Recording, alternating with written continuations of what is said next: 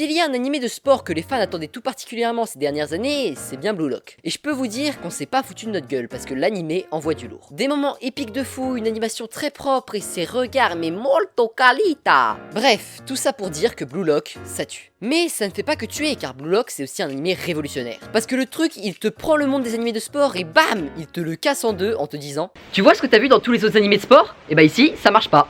D'accord, mais est-ce qu'il y aurait moyen de me le dire à un autre moment? Genre quand je serai un peu moins occupé. Et aujourd'hui, on va analyser tout ça.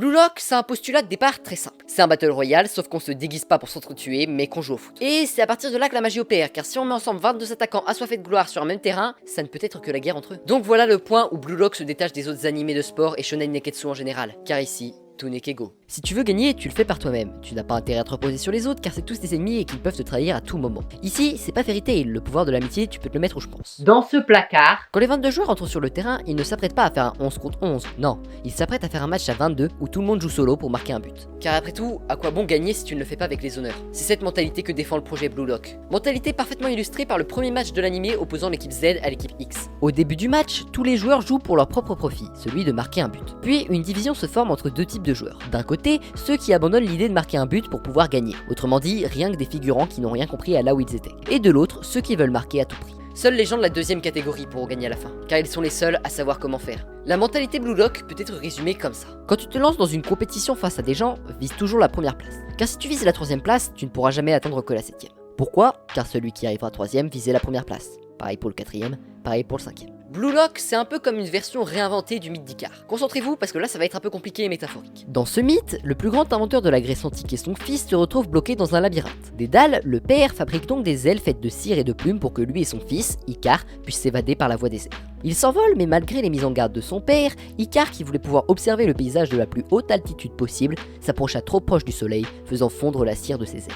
La suite est évidente, celui qui voulait voler haut dans le ciel se retrouva mort gisant sur le sol. Si Icare nous a bien appris quelque chose, c'est que celui qui vise trop haut finit toujours par se brûler les ailes. Mais est-ce vraiment la bonne interprétation du mythe? L'erreur d'Icare était-elle vraiment d'avoir visé trop haut? D'avoir été trop orgueilleux? Non, son erreur c'était d'avoir surestimé ses ailes. S'il avait pu sortir du labyrinthe pour demander à son père de lui en fabriquer des meilleurs, il aurait sûrement pu tâter le soleil du bout de ses doigts sans problème. Pour comparer le mythe au Blue Lock, ceux qui ont raison sont à la fois Shoei Baro, qui vole proche du soleil en regardant les autres depuis en haut puisqu'il a les capacités de le faire, mais aussi Yoichi Izagi, qui fait la passe contre plus fort que lui sans sombrer dans l'orgueil, mais profitant de chaque occasion pour améliorer ses ailes. A l'inverse, ceux qui ont tort sont les gens comme Nico Iki, qui se ruent vers le soleil sans avoir les ailes assez solides, et ceux comme Kuon Wataru, qui se complaisent dans leur médiocrité sans même essayer de sortir du labyrinthe. Et cette métaphore sur Blue Lock s'étend à travers son prisme sur tous les autres animés de sport. Dans tous les autres animés de ce type, le labyrinthe, c'est leur équipe. Comment devenir le plus fort si on reste enfermé dans la prison qui est l'esprit d'équipe? En effet, quand vous gagnez c'est ensemble, quand vous perdez c'est ensemble, et quoi qu'il arrive, vous irez jusqu'au bout ensemble. Même si l'un a plus de mal, vous le porterez sur votre dos jusqu'à destination. Un pour tous, et tous pour un.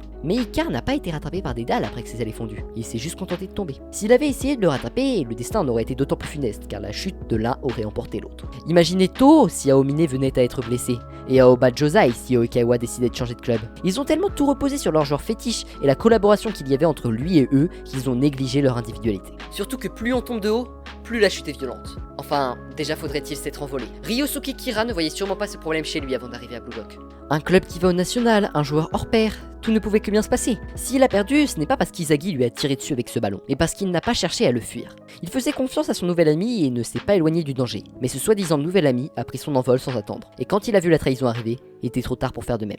Au Blue Lock, il n'a pas réussi à s'envoler comme les autres vers un nouveau niveau de jeu, et est resté coincé dans un football lycéen japonais qui met en avant l'esprit d'équipe avant la performance. Dans cela, l'animé se moque clairement de la mentalité japonaise, parce que c'est pas 5 lanciers, même bien organisés, qui vont réussir à battre le dragon qui crache du feu depuis le ciel. Et qu'est-ce que ça fait du bien de voir des gens qui veulent gagner par eux-mêmes. La philosophie de Blue Lock, c'est pas qu'il faut être orgueilleux en permanence ou qu'il faut stopper toute coopération pour sa victoire personnelle, même si ça vous conduit à un échec globalisé. Ce que dit Blue Lock, c'est qu'il faut savoir coopérer quand cela est nécessaire, quand c'est l'unique choix raisonnable à faire, mais dès que la moindre ficelle apparaît depuis le ciel jusqu'au but, il faut savoir la saisir pour devenir un héros. Car au final, n'est-ce pas les mots de Jinpachi Ego en personne? Le football, ce n'est qu'une chose. Marquer plus de buts que tes adversaires. Si tu considères que c'est du 11 contre 11, une victoire de ton équipe te sera suffisante. Mais si tu pars du principe que tu es seul, c'est à toi et à personne d'autre d'être le meilleur buteur. Tout du moins, c'est ce que nous dit Blue Lock. Bref, c'est tout pour cette vidéo, j'espère qu'elle vous aura plu. Et sinon vous connaissez la routine, like, abonnement, cloche, partage et commentaires. Et sur ce, à plus. Est-ce qu'il serait possible d'avoir un manteau? Non, désolé. Mais pourquoi? Parce qu'on est une seule et même personne en fait. Regarde, mon bras disparaît si je l'approche trop. Ah oui, c'est vrai, c'est marrant.